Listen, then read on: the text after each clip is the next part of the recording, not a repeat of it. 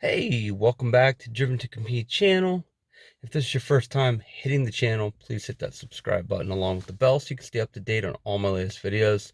So today I'm going to be doing something that, I've been wanting to try, and that's going to be doing a touchscreen protector on the touchscreen inside my car. So let me turn the camera around and I'll show you what I'm trying to do here.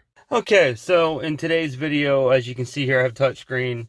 All the cars are doing it today, but what I noticed is that if you use the same areas, like where you rotate through your channels at, as an example on the touchscreen, it starts to show marks from your fingerprints. And at first you can wipe them off, but over time they'll become permanently part of the screen there. So what I wanted to do here is I went ahead and I cleaned it, and I can see right here there's a speck of dust or something. So I'm going to go ahead, and they give me a cloth to use to go over to make sure we have it clean.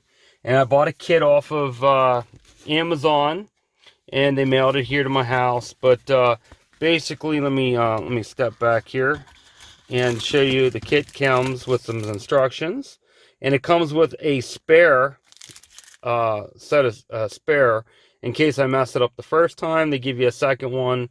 So I'm going to go ahead and I'm going to go through the steps to prep this, and we're going to go ahead and try to apply one of these. And hopefully, if you haven't done one yet and you've been thinking about it, this will give you the courage to do it yourself. Okay, so I opened up the kit, and what you have here is a dust cloth. This was to use if you wanted to with a sticky back, and then if you wanted to try to collect pieces of particle of dust that you can't get off with this. And then you have a small squeegee and then two of these. And what they're telling you to do here, once that's been prepped, which it has been, they're telling you to step one, says right on here, to peel off this side. And I'm assuming you're going to apply that to the screen. And then once you have all your air bubbles out, you'll peel this second, which is a protective coating, just on it, and it's going to be hardened, so it will be scratch resistant as well. And I'm curious to see how it's going to look, and if it's going to allow you to work the touchscreen just like you would on your phone. So with that said, let me go ahead and apply the first layer here, and I'll show you what that should look like. Okay, so I went ahead and I applied it, and a couple things I noticed. First, it doesn't fit quite like they advertise. You can see there's a slight gap. Because of that, there are some issues, but you can see it does work with the touchscreen. It is working. I do have a few bubbles. It did say, and I worked it hard. Let me tell you, they give you this crappy little squeegee to work with. It really doesn't work well. I used my access badge from work, and I really worked it over. It says that some of those will work their way out naturally, so I'll be curious to see if that's the case or not. I have a feeling that that's not going to be the case, and then I'm going to end up having to use the second one to do a little bit of work on it. But like I said, it says step one, you peel off this tab right here you're looking at. You're going to peel that off, and then what you do is you're going to line it up with the touchscreen. And as you can see right there, even that cut's not exact. Okay? It's not exact. Once you've gotten that on there, that's part of the reason why there's bubbles. I mean, I worked it and worked it and worked it.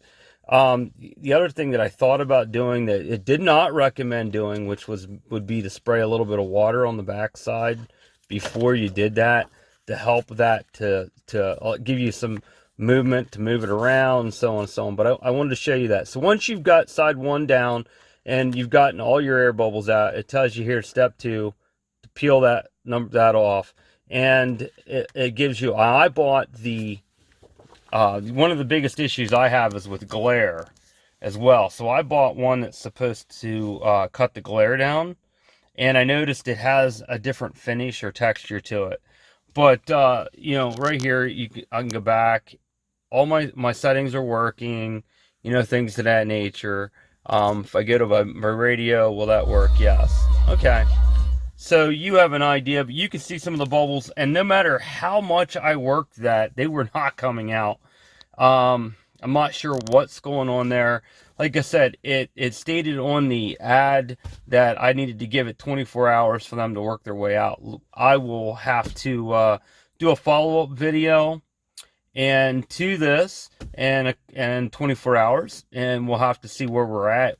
But I have a feeling I'm gonna have to do that over again, but I don't know that, so just stay tuned. Luckily, in YouTube time, it's just gonna be a second or two till you see the follow-up. Okay, guys, so I wanted to do a follow-up. It's been 24, really 36 hours since I did this. And I got to tell you, yeah, there's some dirt on here, but as you can see, the air bubbles have gone away. It's not 100% perfect, but let me tell you, you don't notice the edges. And again, it's because of how it's cut. And I will say this, overall, I would recommend it, and I will be putting the brand and where I got it in the information portion of this video.